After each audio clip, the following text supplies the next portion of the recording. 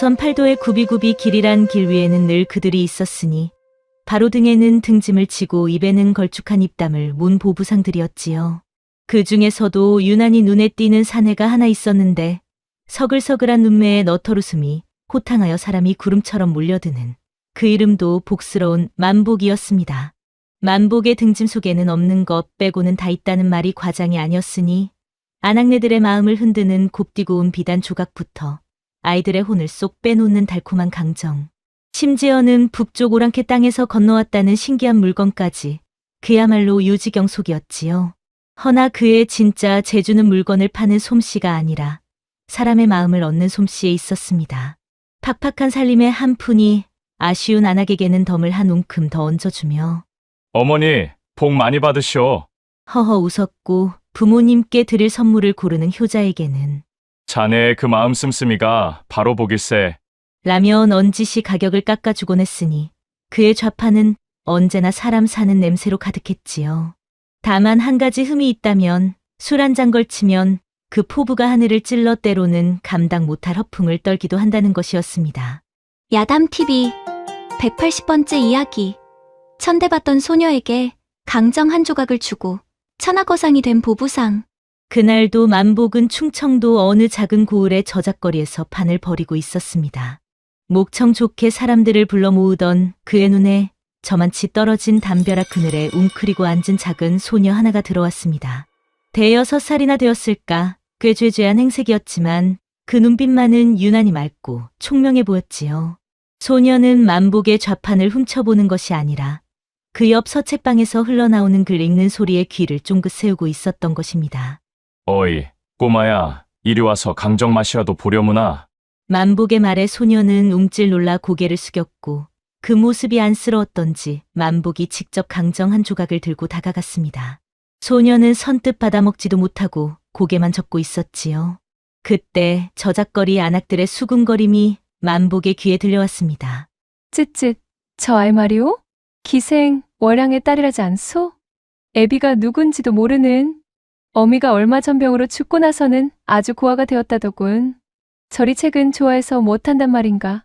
아낙들의 멸시 어린 말들 속에서도 소녀는 흙바닥의 나뭇가지로 무언가를 꾹꾹 눌러 쓰고 있었습니다.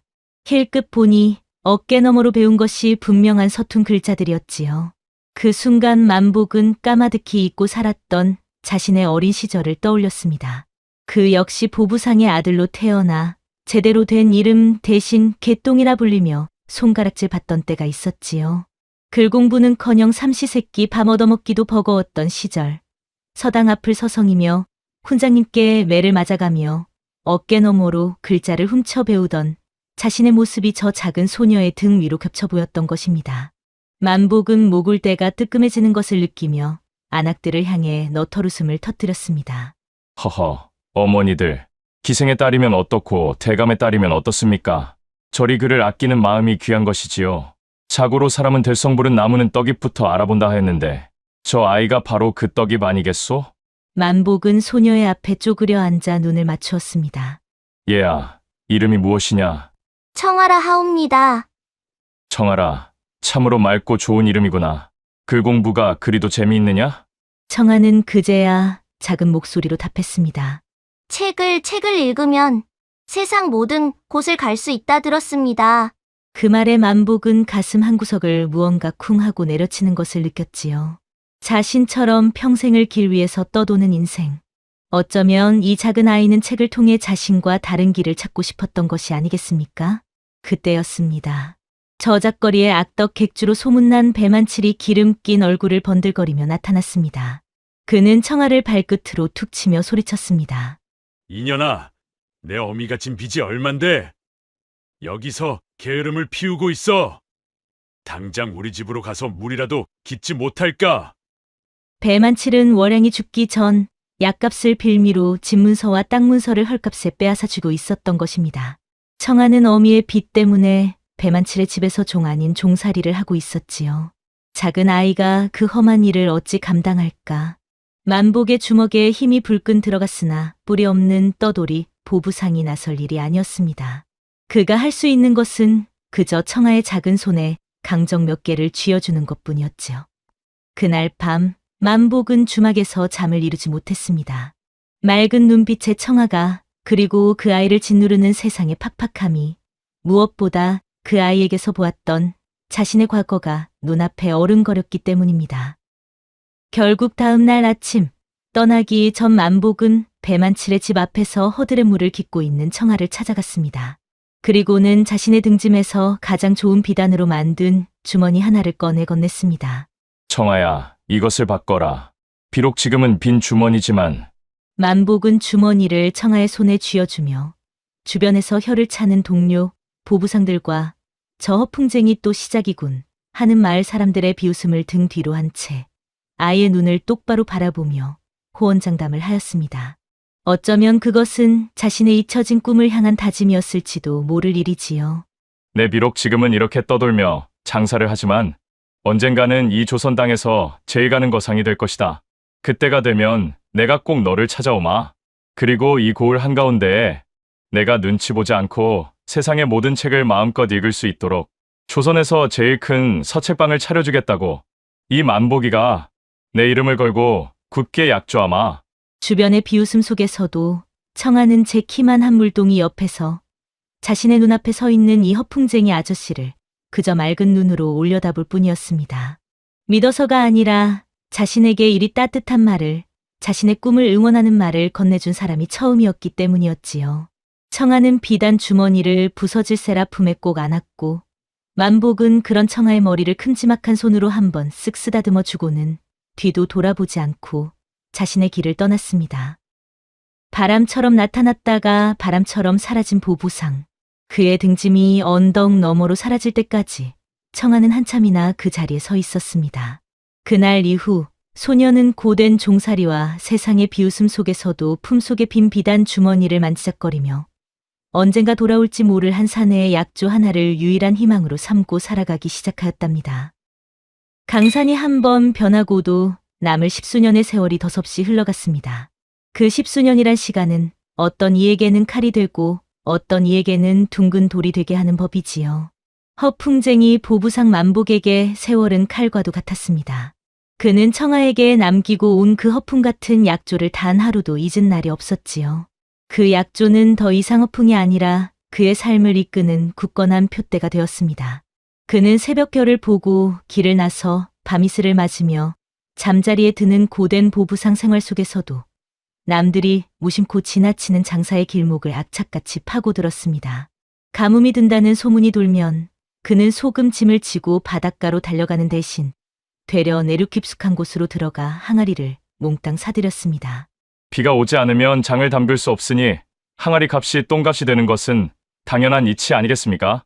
사람들은 그를 비웃었으나 이듬해 풍년이 들어온 나라에 장 담그는 냄새가 진동하자 그의 성견지명에 혀를 내둘렀지요.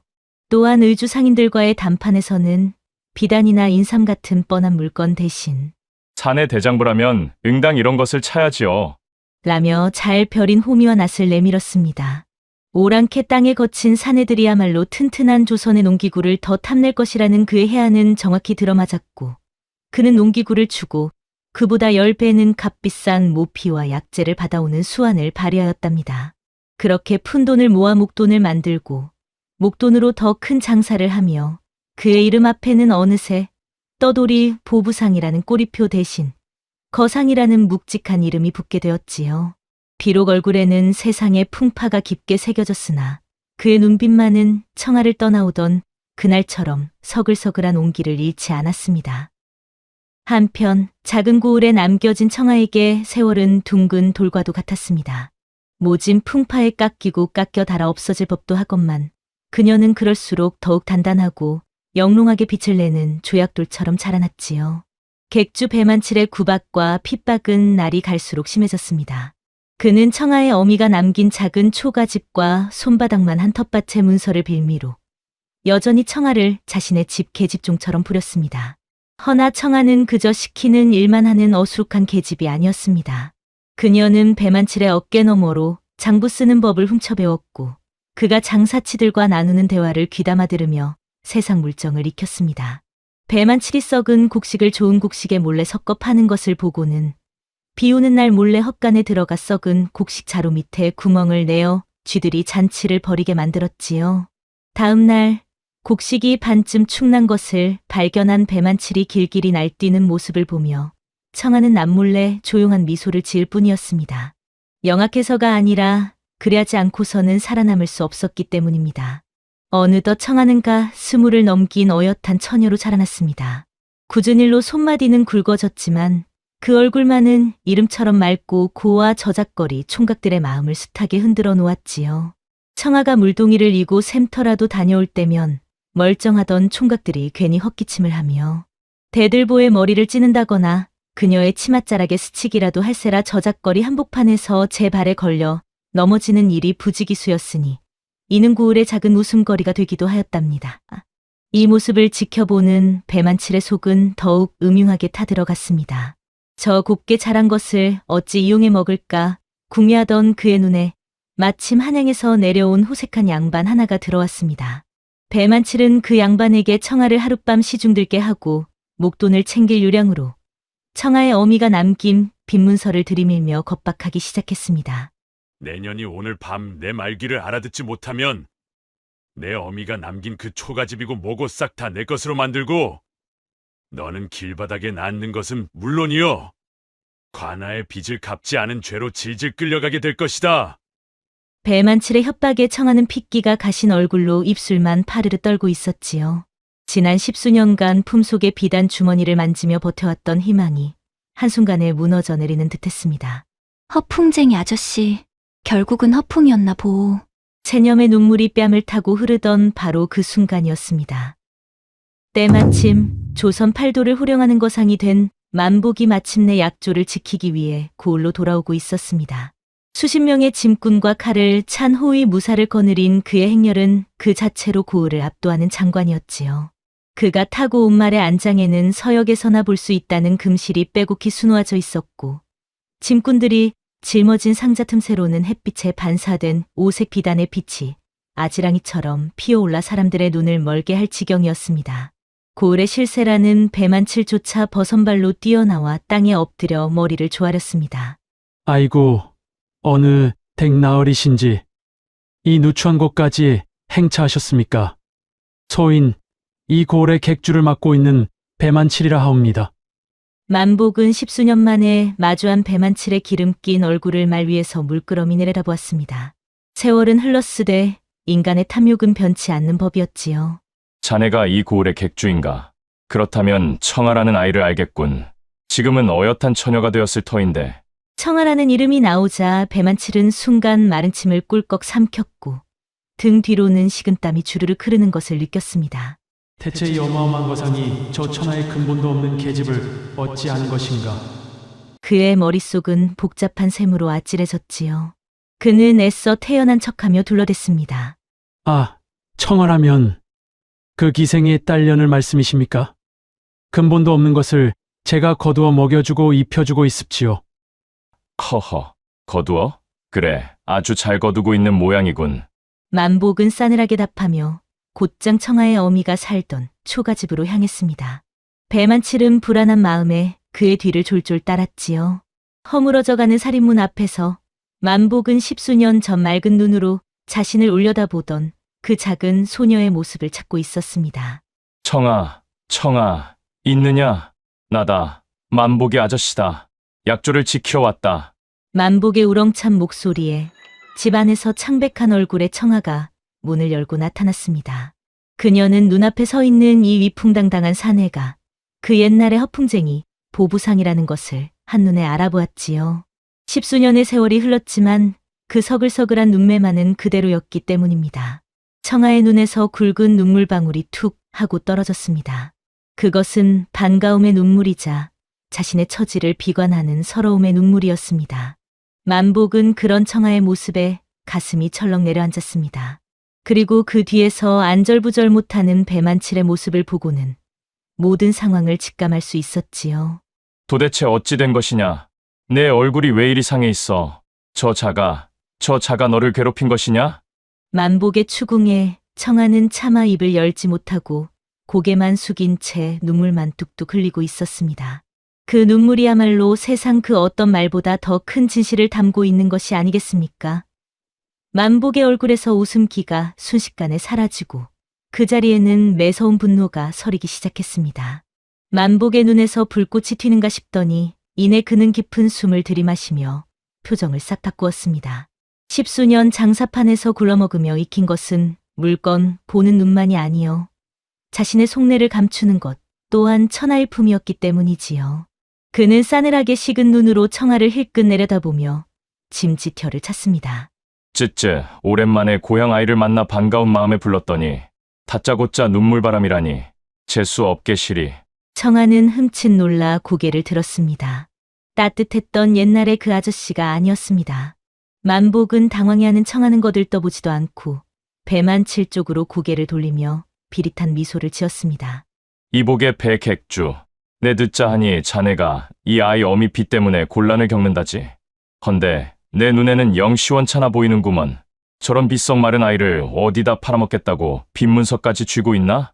배만칠은 만복의 태도가 돌변하자 긴장했던 어깨를 풀며 비굴한 웃음을 흘렸습니다. 비록 겉모습은 저래도 씻겨놓으면 제법 반반하여 한양의 대감마님들 수총 들기에는 부족함이 없습지요. 오늘 밤 비 대신 넘기기로 약조가 되어 있는데. 빚이라 푼돈 몇 푼 받자고 저 아이를 넘긴다? 자네 그릇이 그것밖에 안 되는가? 만복의 도발적인 말에 배만칠의 눈이 동그랗게 떠졌습니다. 예. 그게 무슨 말씀이신지. 내 자네가 이 고을 객주라기에 뭔가 큰 건수를 하나 줄까 했더니만 겨우 계집아이 몸값이나 챙기는 좀생이었구먼. 됐어. 내 다른 객주를 알아봐야겠네. 만복이 말머리를 돌리려 하자 배만칠은 화들짝 놀라 만복의 말굽비를 잡고 매달렸습니다. 거상 만복이 주는 큰 건수라는 말에 귀가 번쩍 뜨였기 때문이지요. 아이고, 나으리. 섭섭한 말씀 마십시오. 이 배만칠이 이 바닥에서는 그래도 제일 가는 장사꾼 아닙니까요? 무슨 일이신지 말씀이라도 한번 해보시지요. 만복은 못 이기는 청말 위에서 배만칠을 내려다보며 낚싯바늘을 툭 던졌습니다. 내 듣자 하니 관아에서 이번에 수군기지를 보수하느라 대량의 목재를 구한다지? 자네가 그 입찰에 뛰어들었다고 들었네만. 예, 맞습니다요. 제가 그 건을 따내려고 아주 공을 들이고 있습지요. 그렇다면 잘 되었군. 실은 내가 북쪽 오랑캐 땅에서 들여온 최고급 적송을 대량으로 가지고 있는데 이걸 처분하기가 마땅치 않아서 말이야. 자네가 이번 입찰만 따낸다면 내 그 적송을 시세의 절반 가격에 자네에게 넘김세. 그러면 자네는 관아에 납품하고 앉아서 2배, 아니 3배의 이문을 남기는 것 아니겠나? 시세의 절반이라고쇼. 배만칠의 입이 떡 벌어졌습니다. 관아 나쁜 것만 따내면 만복에게 헐값에 산 나무를 넘겨 그야말로 떼돈을 벌 수 있는 기회였습니다. 침이 꼴깍 넘어가는 소리가 청아의 귀에까지 들릴 지경이었지요. 단, 조건이 있네. 만복이 엄지손가락으로 청아를 가리켰습니다.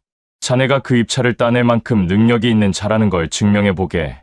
이번 경합에서 자네가 승리하면 내 약속대로 나무를 반값에 넘기고 덤으로 저 아이의 빈문서도 내가 후하게 쳐서 사주지. 허나 만약 자네가 입찰에 실패한다면 자네는 무능한 장사치니 내 거래도 없던 일이 될 걸세. 배만칠의 머릿속 주파날이 요란하게 굴러갔습니다. 이건 믿져야 본전이 아니라 무조건 남는 장사였습니다. 그는 탐욕에 눈이 멀어 넙죽 엎드려 절을 했습니다. 나으리, 그 약조 잊으시면 안 됩니다요. 제가 무슨 수를 써서라도 그 입찰 반드시 따내겠습니다. 내일 모레가 입찰하는 날이니 그때까지만 기다려 주십시오. 만복은 입꼬리를 살짝 올리며 싸늘하게 말했습니다.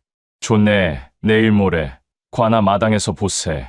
만복은 그대로 말머리를 돌려 읍내의 객사로 향했고 배만칠은 덩실덩실 춤을 추며 사라졌습니다. 한편 홀로 남겨진 청아는 멍하니 만복의 뒷모습을 바라보고 있었지요. 나를 물건 취급하다니. 정말 변하신 걸까? 하지만 그녀의 총명한 머리는 이내 다른 것을 짚어냈습니다. 만복이 떠나기 직전 말 위에서 아주 잠깐 찰나의 순간에 자신에게 윙크를 찡긋 날렸던 것을 말입니다. 청아는 품속의 비단 주머니를 꽉 쥐었습니다. 아니야, 아저씨는 판을 짜고 계신 거야. 운명의 날이 밝았습니다. 관아 마당에는 고을에 내로라 하는 상인들이 모두 모여 있었지요. 배만칠은 있는 돈 없는 돈을 다 끌어모으고 심지어 고리대금까지 써가며 관아 이방들에게 뒷돈을 먹여놓은 상태였습니다. 그는 자신만만하게 배를 내밀고 있었고 사또는 근엄한 표정으로 대청마루에 앉아 입을 열었습니다.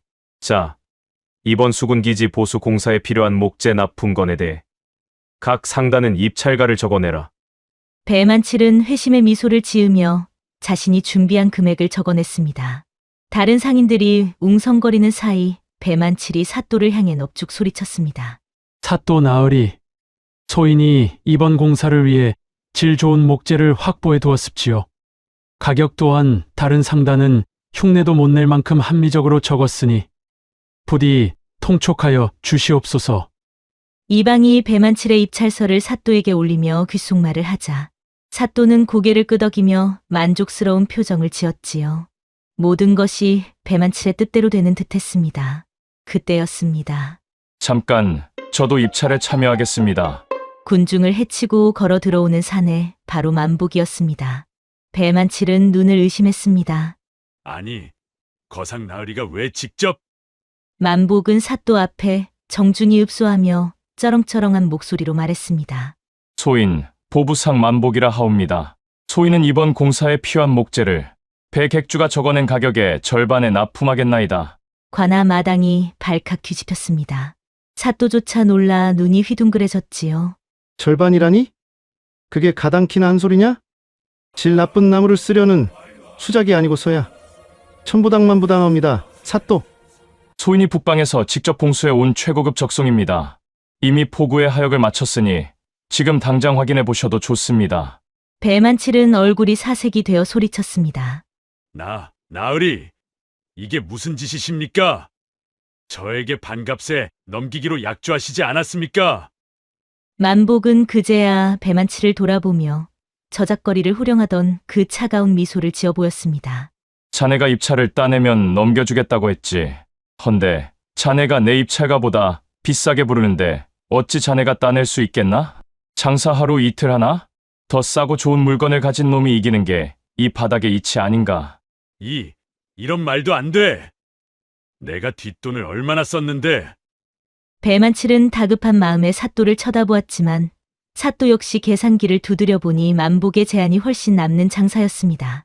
게다가 만복의 명성은 이미 한양까지 자자했으니 굳이 배만칠 같은 시골 객주의 편을 들 이유가 없었지요. 좋다. 이번 납품은 만복 상단에게 맡기도록 하라. 사또의 판결이 떨어지는 순간 배만칠은 다리에 힘이 풀려 그 자리에 주저앉고 말았습니다. 그는 이번 입찰을 따낼 것을 확신하고 이미 빚을 내어 창고들을 계약하고 인부들을 고용해 놓은 상태였습니다. 게다가 만복이 주기로 했던 나무만 믿고 다른 거래처는 다 끊어버렸으니 그는 이제 막대한 빚더미 위에 앉게 된 것이나 다름없었지요. 만복은 넋이 나간 배만칠에게 다가가 허리를 굽히고 나지막이 속삭였습니다. 어이, 배객주. 욕심이 과하면 눈이 멀고 눈이 멀면 별 한 끝도 보지 못하는 법일세. 자네가 청하의 집을 뺐을 때 썼던 그 수법 그대로 돌려받으니 기분이 어떤가?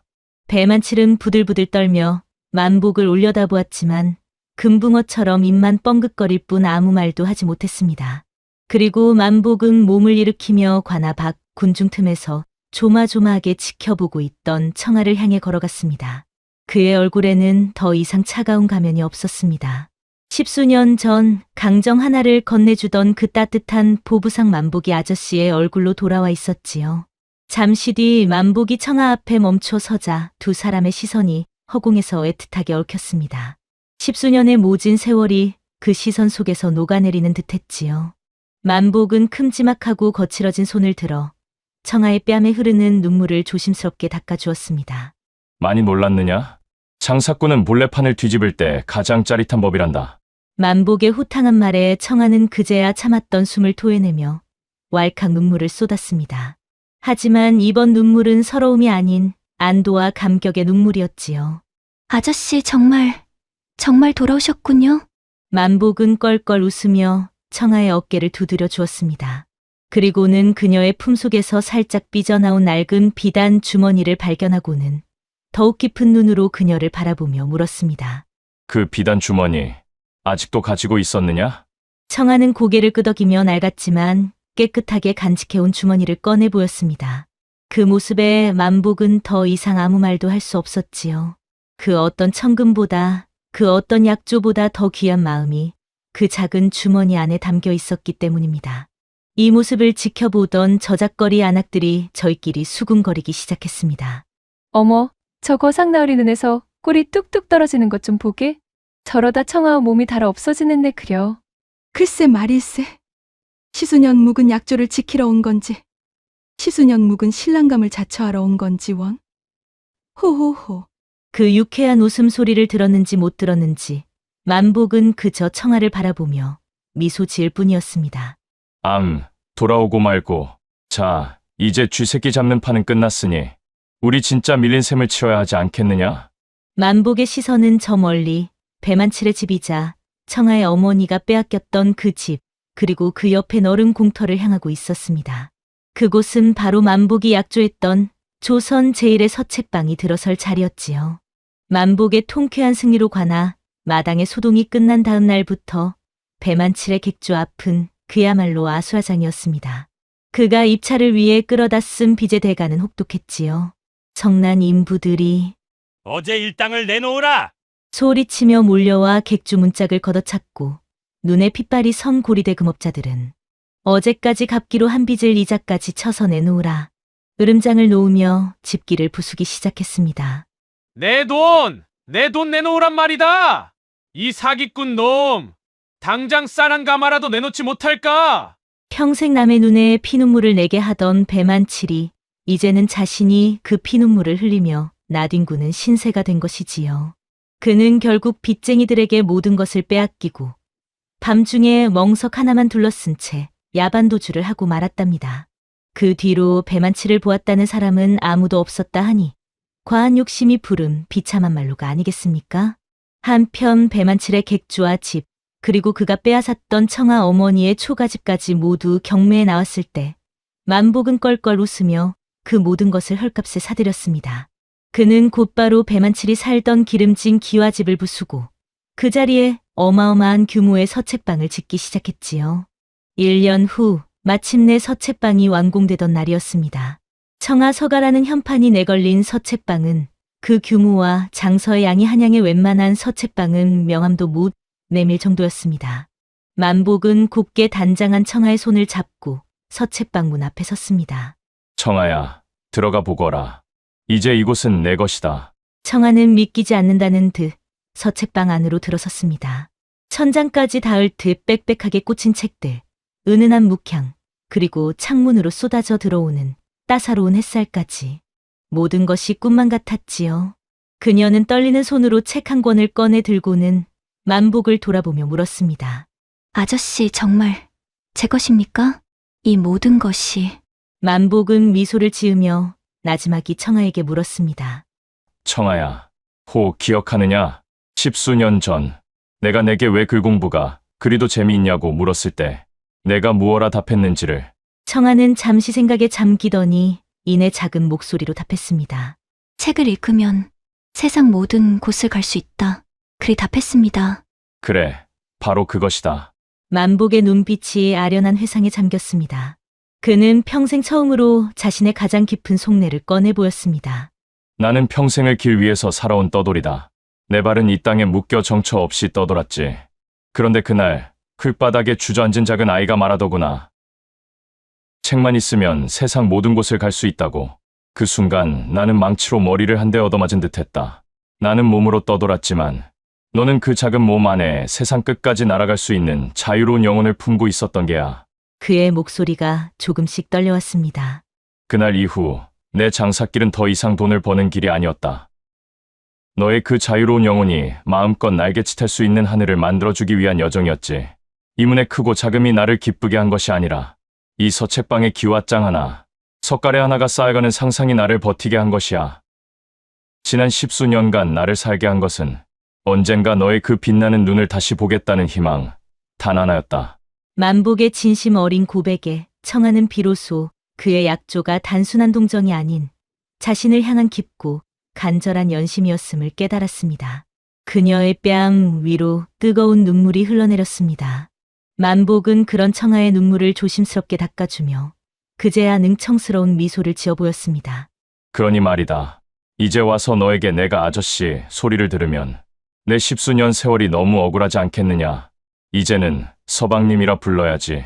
그 완벽한 고백 끝에 나온 청혼에 청아는 웃음 섞인 눈물을 터뜨리며 힘차게 고개를 끄덕였지요.